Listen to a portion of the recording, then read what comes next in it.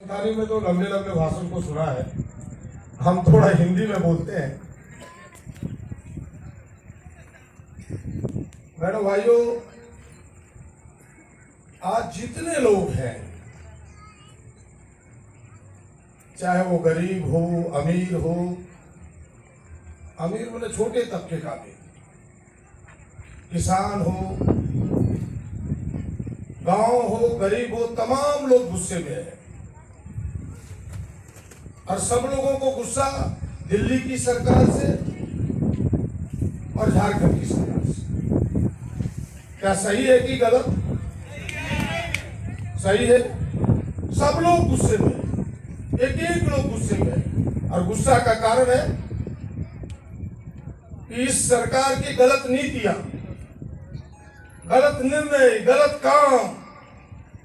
कोई 4 साल में मुझे बताए, 4 साल के अंतर्गत, 4 साल हो गया झारखंड सरकार का और लगभग 4.5 साल मोदी सरकार का, एक काम लेंगे होड़ के लिए किया हो तो एक काम, कोई काम नहीं। एक काम चासी होड़ के लिए किया हो तो मैं कोई बताए, एक काम नहीं। लेकिन उसके उल्टे बहुत काम कर दिया। जब मोदी जी पहली बार बने, उसने क्या किया?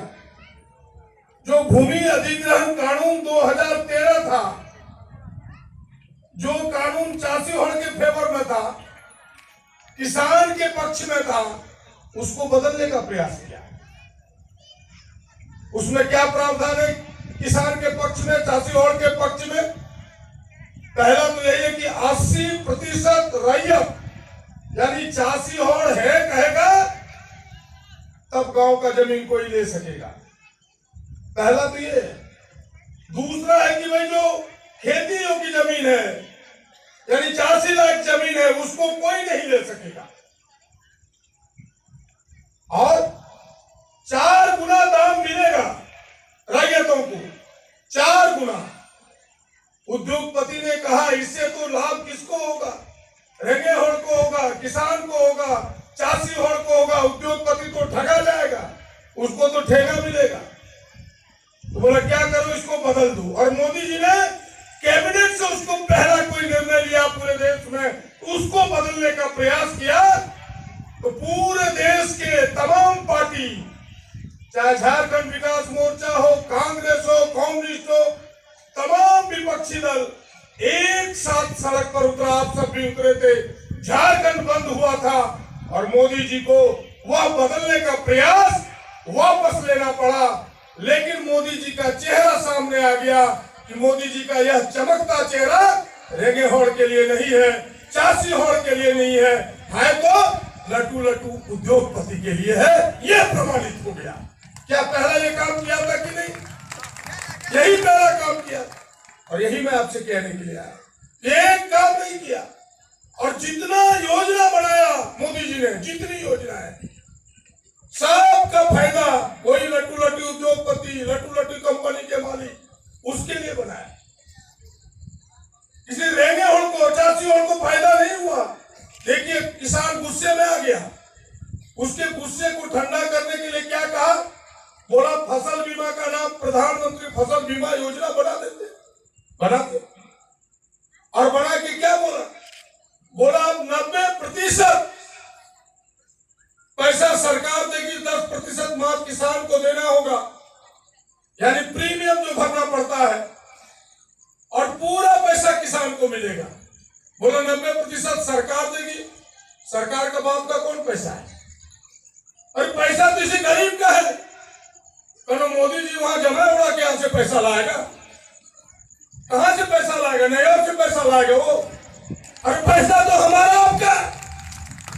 क्या गलत कह रहे कि सही कह रहे? बताइए, सही किया कि गलत किया हो? कहां से वो पैसा लाएगा? तो पैसा हम लोगों का ही था। और किस लिए किया? इसलिए किया कि प्रीमियम के माध्यम से 2016-17 में 16,000 करोड़ कंपनी के पास जमा हो गया और किसान को कुछ नहीं मिला। और ये हम नहीं कह रहे, सरकार ने जो लोकसभा में रिपोर्ट पेश किया है, उस रिपोर्ट को मैं कह रहा हूं कि किसान को मिला 2,500, 16,500 करोड़ जमा हुआ, 14,000 करोड़ फसल बीमा के कंपनी के पास जमा हो गया, जो अमित शाह और मोदी का लघुआ भगुआ कंपनी है। समझ रहे बात को? यानी एक एक योजना सब वही लट्टू लट्टू कंपनी वाले के लिए, लट्टू लट्टू उद्योगपति के लिए, पैसा वाला के लिए, उसके लिए, आपके लिए कोई योजना नहीं। अभी सब लोग भाषण में बता रहे थे जनधन योजना, खाता खोलो खोलो। मेरा एक मित्र था, बैंक का मालिक, बैंक मैनेजर था। एक दिन हम फोन किए, जब जनधन योजना बज रहा था, लगभग 1 बज रहा था, हम आ रहे थे, धनबाद से गुजर रहे थे, धनबाद में ही वो पोस्टिंग है। बोले कहाँ हो? तो बोला बैंक में। बोले क्या कर रहे हो? बोला खाता खोल रहे। बोले रात दिन लोग खाता खोलवा, पहले बोला 1 टका नहीं लगेगा, और अभी कहता है कम से कम 2,000, 1,000 कौन बोला जी? 2,000 क्या गलत की सही? 2,000 नहीं तो पैसा खत्म। देश के आजादी के बाद आप बताइए, कोई सरकार पैसा रख पाता था बैंक में, सूद देता था? कि मोदी जी और अमित शाह लुटेरा आदमी पहली बार गरीब का पैसा खाता से पैसा काटता है। क्या ये रेडियो का समर्थक है कि विरोधी है? यही तो आपसे कहने के लिए, और यही आपको बताना है, इतनी ही बात आपको कहने के लिए आया। सारा लूटने में लगा हुआ है, उससे पेट नहीं भरा। हम बार बार कहते हैं बड़े मियाँ तो बड़े मियाँ, छोटे मियाँ सुभान अल्लाह। मोदी जी से पेट नहीं भरा तो बोला रघुवर दास को हम तो नहीं कर सके, तुम परिवर्तन कर दो। हमारा 2 कानून, एसपीटी और सीएनटी एक्ट, हम लोगों का रक्षा कवच है। रेंगे ऑर्डर रक्षा कवच बनाया, एसपीटी एक्ट, सीएनटी एक्ट, उसमें बदलने का प्रयास इस रघुवर दास ने किया। और ये कानून क्यों बना, कैसे बना? आपको याद होगा 1855, आपने इतिहास के पन्नों को अगर पढ़ा होगा कि 1854-55 में अगर किसी ने लड़ाई लड़ी तो संथालपना के धरती पर सिद्धो कानू 4 भाई ने लड़ाई लड़ी।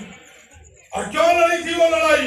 उस समय भी बंगाल सरकार ने कानून बनाया था कि रेंगे हो और जमीन का टैक्स नहीं देगा, उसका जमीन जमींदार का हो जाएगा, जो उसका टैक्स देगा उसका हो जाएगा।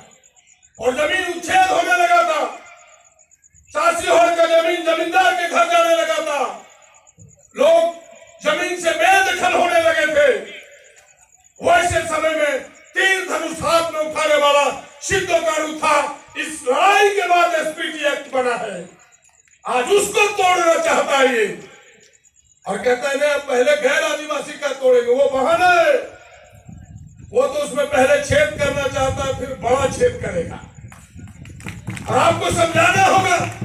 और यही मैं आपसे कहने के लिए आया हूं कि एसपीटी एक्ट में परिवर्तन, झारखंड विकास मोर्चा जब तक जिंदा रहेगा, बाबूलाल मरांडी के नेतृत्व में एसपीटी एक्ट में छेड़छाड़ करने वाले का किसी भी राजनीतिक दल को इस धरातल पर टिकने नहीं दिया जाएगा। यही बात आपसे कहने के लिए आया। ये छोटी मोटी बात नहीं है, एक बड़ी बात है। आपको लड़ाई लड़ना होगा, और यही मैं आपसे कहने के लिए आया। उसमें परिवर्तन का प्रयास ये क्या है? सोचता है कि इससे उद्योगपति को जमीन होगा, जमीन ले लेगा, एसपीटी एक्ट हटा, दलाल आएगा आपके गांव में, आपका जमीन ले जाएगा, बपला होगा 2 बीघा दे देगा, बाप का श्राद्ध होगा 2 बीघा गया, सब तो बेदखल हो जाएगा जमीन से। इसलिए बहनों भाइयों, आपको उसको बचाना है। कथा विकास के लिए कौन विकास रुका है? आज इतना बड़ा स्टेडियम हुआ, रघुवर जी वहां चश्मा लगा के देखो, तुम्हारा बाप का जमीन है, किसका जमीन है? तो किसी गरीब आदिवासी का ही जमीन है। क्या परिवर्तन की जरूरत है? यही परिवर्तन की जरूरत है कि तो मुंबई उद्योगपति, मुंबई का, दिल्ली का तमाम उद्योगपति जो लट्टू लट्टू कंपनी वाला है, उसको जमीन देना चाहता है, इसलिए परिवर्तन करना चाहते हो। और यही बात आपसे कह रहे हैं। एक कानून को देखिए कैसे परिवर्तन कर रहे। कहता है स्कूल बंद, बताइए कोई सरकार स्कूल खोलता है? और हम तो आज घोषणा कर रहे हैं इस स्कूल बंद के विरोध में बैठने वाले हैं भूख हड़ताल पर, और फिर जाने वाले हम और बंधु जी, ये भी पूर्व शिक्षा मंत्री, हम भी पूर्व शिक्षा मंत्री हैं।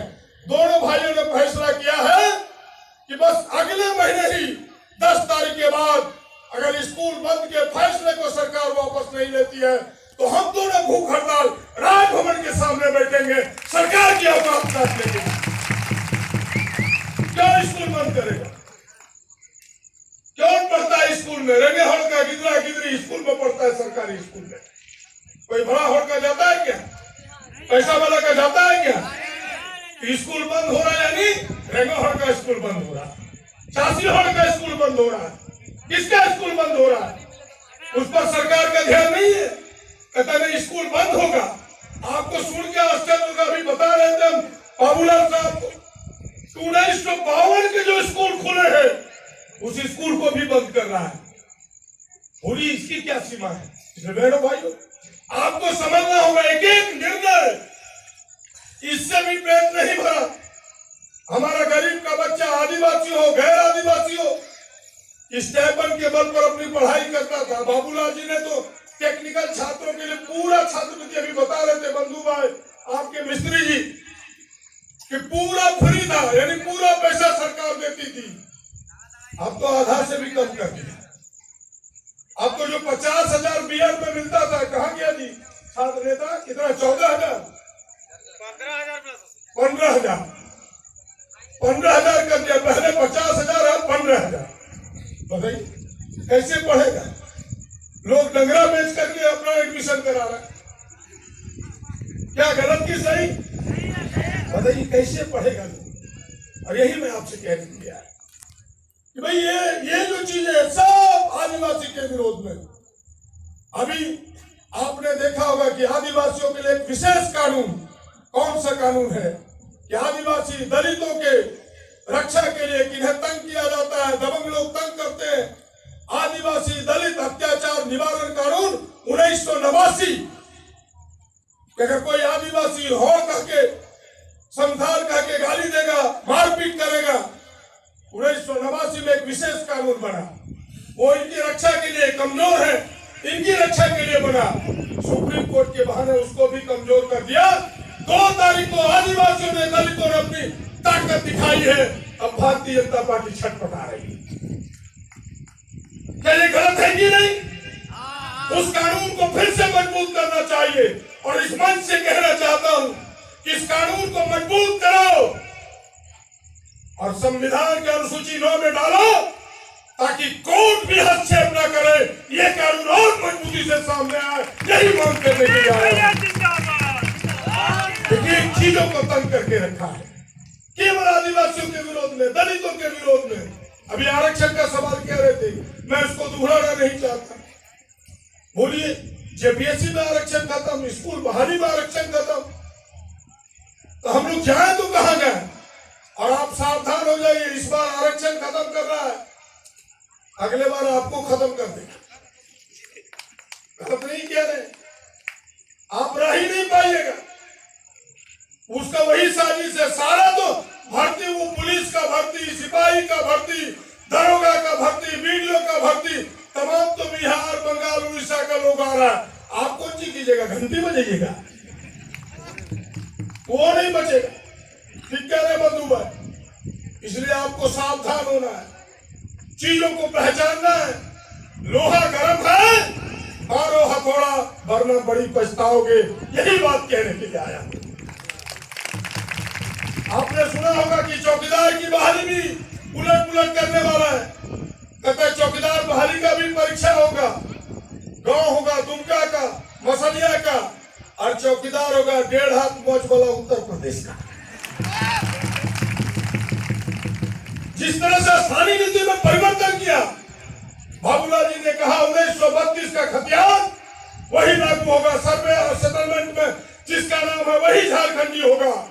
और आज भी जिस दिन बाबूलाल मरांडी इस राज्य का मुख्यमंत्री होगा, प्रदीप यादव, बंधु तिर्की, मिस्त्री, सोरेन जैसा गवाह है। फिर से एक बार 1932 यानी सर्वे सेटलमेंट में जिसका नाम होगा वही झारखंडी होगा। उसी का बहाली होने देंगे, एक बहाली बाहर का नहीं होने देंगे। चाहे दुनिया कुछ भी कहे। हम जिएंगे पहले झारखंड के लिए, मरेंगे पहले झारखंड के लिए, झारखंड के नौजवानों के लिए, झारखंड के तुला के लिए, झारखंड के कुड़ी के लिए। इसके लिए मरना जीना, झारखंड के जासी होड़ के लिए, झारखंड के रंगे होड़ के लिए। मेरे भाई इन चीजों को समझना होगा और यही मैं आपसे समझाने के लिए आया हूं। आप समझिए अपनी ताकत को और उठिए, झंडा पताका को हाथ में लीजिए और गांव गांव में बाबूलाल मरंडी जिंदाबाद, नक्की साहब जिंदाबाद का नारा दीजिए। इतनी ही बात आपसे कहने के लिए आया हूं, इससे अधिक कुछ कहने की जरूरत नहीं, सब समझता है। थोड़ी थोड़ी आपको समझाने की जरूरत है। अभी आए थे मोदी जी, कल ही ना धोखा देके चले गए, पूरा धोखा। अभी वही हम कह रहे थे सर को कि भाई कौन सा शिलान्यास हुआ, यहां संथाल प्रणाम उनका पैर खिसक गया है, जमीन तले मिट्टी नहीं है। कहता एम्स दे रहे हैं ताकि कुछ लोग खुश हो जाए। बहनों भाइयों, यह एम्स कब स्वीकृति हुई बंधु जी को पता है? 13-14 में यूपीए गठबंधन के सरकार में सैद्धांतिक स्वीकृति हुई और इसको कैबिनेट पास करने में 4 बरस लग गया, शिलान्यास करने में 4.5 बरस लग गया। बनाएगा कितना दिन में, जब हम लोग चले जाएंगे ऊपर तब। बहनों भाई, केवल धोखा है, उसको तो जनता के सामने बताना चाहिए कि 4.5 बरस तुमने लेट क्यों किया। ये तो हमारा हक बनता था कि पिछली सरकार ने किया, 4 बरस में पूरा करके संथालपना को देना चाहिए। उल्टा करते हो, शिलान्यास करके ढोल पीटते हो। ढोल पीटने से नहीं होगा।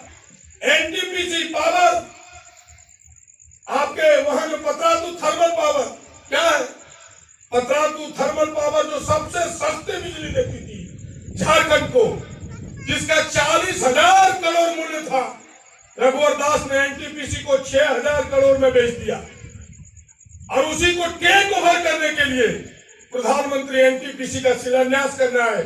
झारखंड को कुछ देने नहीं आए थे। कहानी तो यह है। और उनके शिलान्यास में क्या दम, बगल के हैं मिस्त्री भाई थॉमस जी, पूछिए। लिट्टीपाड़ा के उपचुनाव में आए थे, बाजा बजा के गए थे, बड़े बड़े पैतरे देके गए थे प्रधानमंत्री। साहबगंज पुल का शिलान्यास कर गया, 13 महीना से अधिक हो गया, एक ईंटा अब तक नहीं लगा।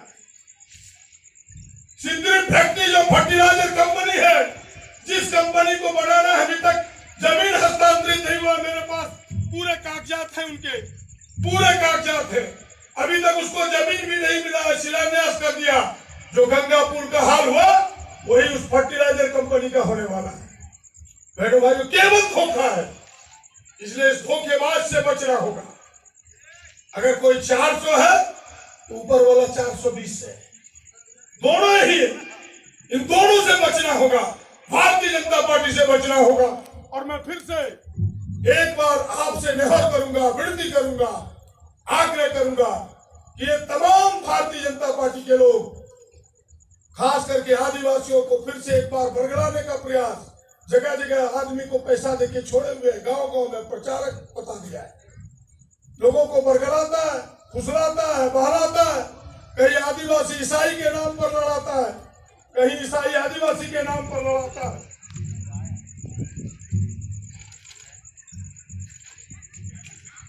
आपको उससे बचना होगा और यही मैं बात कहने के लिए आया हूं कि वो लड़ाई कराएगा। इस रमजान के पवित्र महीने में भी वो कहीं लड़ाई करा देगा, कहीं हिंदू मुसलमान का लड़ाई कराएगा। आपको उससे बचना है। उसको 4.5 साल का हिसाब लीजिए। ये आदिवासी विरोधी सरकार, आदिवासी विरोधी सरकार है, दलित विरोधी सरकार है, रेंगेहाड़ विरोधी सरकार है। ये किसी के भलाई करने वाली सरकार नहीं है। इसलिए आने वाले 2019 में जिस तरह से आपने आज अपनी यूनिटी दिखाई है, एकता दिखाई है, इस एकता को और मजबूती के साथ गांव के एक कोने कोने तक पहुंचाना है, एक एक घर तक पहुंचाना है, एक एक घर में कंघी छाप का झंडा लहराना है, बाबूलाल मरंडी के झंडे को लहराना है। इसी निहोर के साथ, इसी विनती के साथ मैं अपनी वाणी को यही विराम देता हूं। आप सबको धन्यवाद, नमस्कार, जोहार।